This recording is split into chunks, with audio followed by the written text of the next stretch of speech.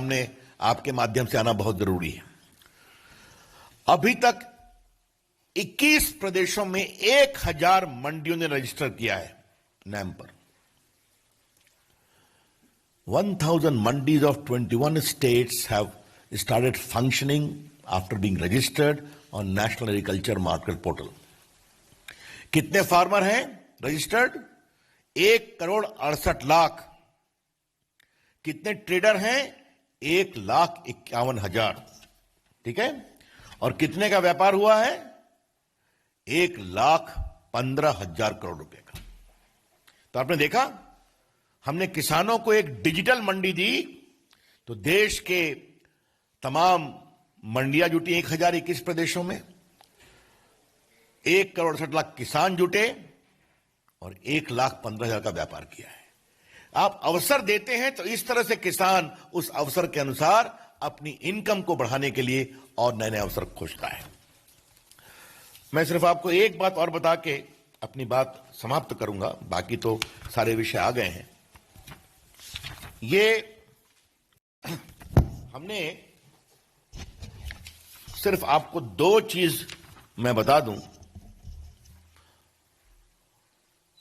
इस कानून के पारित होने के बाद भी हमने खरीफ में जो फसल होती है उसमें 6 फसलों के भुगतान के लिए हमने, और रबी में भी न्यूनतम बिल में वृद्धि की है। और ये चर्चा मैंने बाद में कई बार ट्वीट भी की है, शायद पीयूष जी ने भी किया है, लेकिन यहां आपको बताना जरूरी है कि अभी नवंबर के अंत तक धान के पैडी प्रोक्योरमेंट 318 लाख टन हुआ है 60,000 करोड़ रुपए का।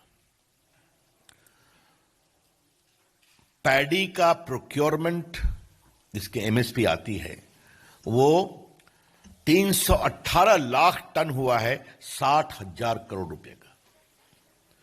और इसमें से सिर्फ पंजाब ने 202.77 लाख टन का प्रोक्योरमेंट हुआ है, यानी 64%। तो अगर जरा भी हमारा मंडी खत्म करने का इरादा होता या एमएसपी को समाप्त करने का इरादा होता तो इतनी बड़ी खरीद होती क्या? तो ये सब बातें देश के सामने लाना बहुत जरूरी है। नरेंद्र मोदी जी की सरकार किसानों के हित के लिए समर्पित है। नरेंद्र मोदी जी की सरकार किसानों के लिए नए नए अवसर तलाश कर उनकी इनकम में और मजबूती करना चाहती है। नरेंद्र मोदी जी की सरकार देश के किसान और किसानी को अनावश्यक नियंत्रण से मुक्त करना चाहती है, जिसके कारण उनके विकास में परेशानी हुई है। हां, एक अंतिम बात मुझे लगा कि मैं आपके सामने रख ही दूं। बहुत चर्चा हो रही है तो एक विषय